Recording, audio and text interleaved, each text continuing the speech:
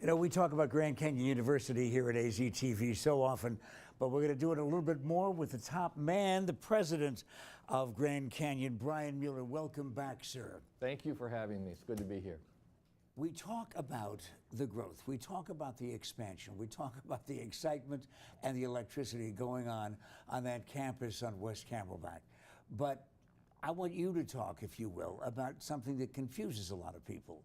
You've been for profit as a university as this growth has gone on, and now you want to take on a different status, nonprofit. Why? Long-term legacy of the institution. You know, Grand Canyon was a not-for-profit institution for decades, 50s, 60s, 70s, and 80s. Was nearly bankrupt in 2004, between 2004 and 2008. When we came in 2008, the only answer to save the institution was to go get public funds. So changed to a for-profit status, went to public markets, got access to capital, used that capital to build this thing out. We now have a financial situation that's very stable. It's a standalone model. We don't need to go back to the public markets. If we go back now as a not-for-profit institution, we will have all those things that are currently not open to us opened up. Philanthropy, grant writing, a lot of areas of research that we can't currently get into that we're going to be able to get into if we're successful in going back as a not-for-profit institution. So there's an even brighter future for Grand Canyon now? It is. It is brighter, absolutely. And what are the chances, though, of you being approved? Because it wasn't approved a short time ago when you made this effort. Well, it's interesting. When the board voted it down, they said they didn't have the right rules in place to allow it. Interestingly enough, Mitch Daniels, who used to be the governor of Indiana, who's now the president of Purdue, decided to take our model and implement it with the purchase of Kaplan University. Higher Learning Commission called and said, listen, this is not going to make you happy because basically they stole your idea and they're going to implement it and we're going to vote on it, so you should resubmit your application. Are you saying that in addition to the new rules that he has more juice than I do? And they said, yes, that's true. And I said, that's fine, as long as we can make this happen the second time. Forget the titles and the power, right? It doesn't matter. We get it done. Division I sports.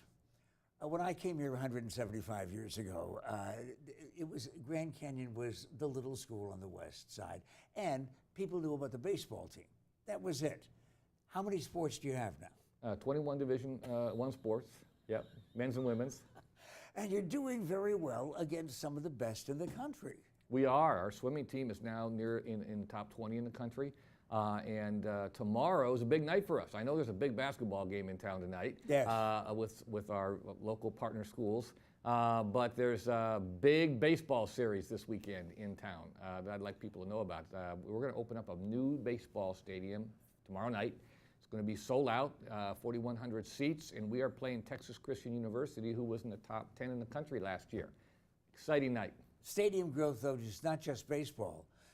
You've got all kinds of facilities, and the growth of the facilities, not just allocated to sports. Every time I go by the campus, there's a new dorm. This is a big building year for us. We're building 2 new residence halls, which will take our capacity to 13,000. We'll have about 21,000 students on campus next year, 13,000 living there. The Colangelo School of Business, 170,000 square foot new Colangelo School of Business is going up right now. It will be ready in the spring. A new parking garage, a new club sports facility is going up, and we just completed and opened up a new softball stadium. We opened up with Oklahoma, who won the national championship the last 2 years, who was at our place last weekend. Talk about being at the big time. Jerry Colangelo's museum, of course, is there on campus for the public to visit. We went over and had a wonderful conversation with Jerry when that opened. But besides all of that, besides the growth and the brick and mortar, with only a few seconds left in this conversation, we should concentrate on the education of the spirituality. You know, we're now over 220 academic programs in 9 different colleges.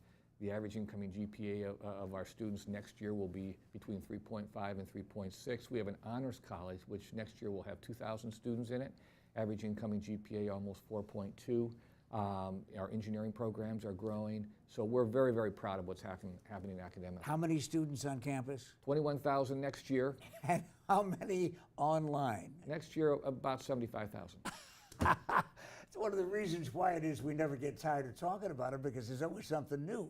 Grand Canyon University, go Lopes. Back in a moment.